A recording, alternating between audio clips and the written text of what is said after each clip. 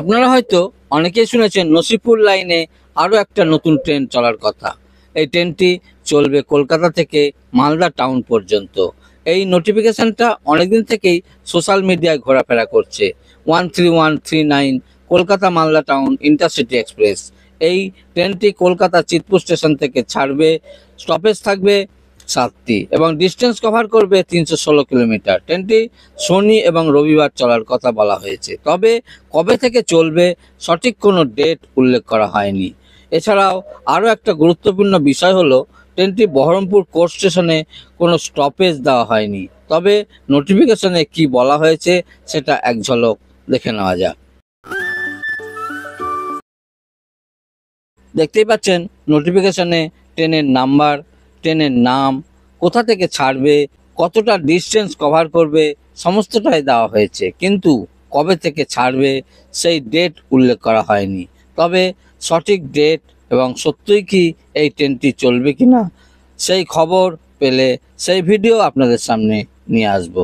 নোটিফিকেশনে বলা হয়েছে এই ট্রেনটি কলকাতা স্টেশন থেকে ছাড়বে সকাল 8টা 10 মিনিটে।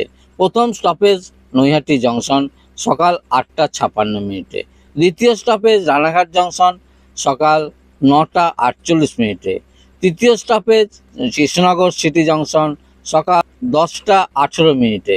তারপর কৃষ্ণনগরের পরেই স্টপেজ দিচ্ছে মুর্শিদাবাদ জংশন 11টা 45 মিনিটে।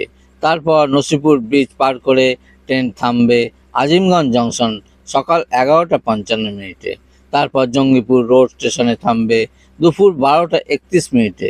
নিউ ফারাক্কা জংশন স্টেশনে থামবে দুপুর 1টা 12 মিনিটে এবং মালদা টাউনে দুপুর 2টো 10 মিনিট। এই ট্রেনটি এই রুটে চললে নদিয়াবাসী ও মুর্শিদাবাদবাসী কতখানি উপকৃত হবে বা কোনো উপকারই আসবে না সবটাই কমেন্ট করে জানাবেন। ভিডিওটা তাহলে এই পর্যন্তই। সকলে ভালো থাকবেন, সুস্থ থাকবেন, সাবধানে থাকবেন। দেখা হবে নেক্সট ব্লগে।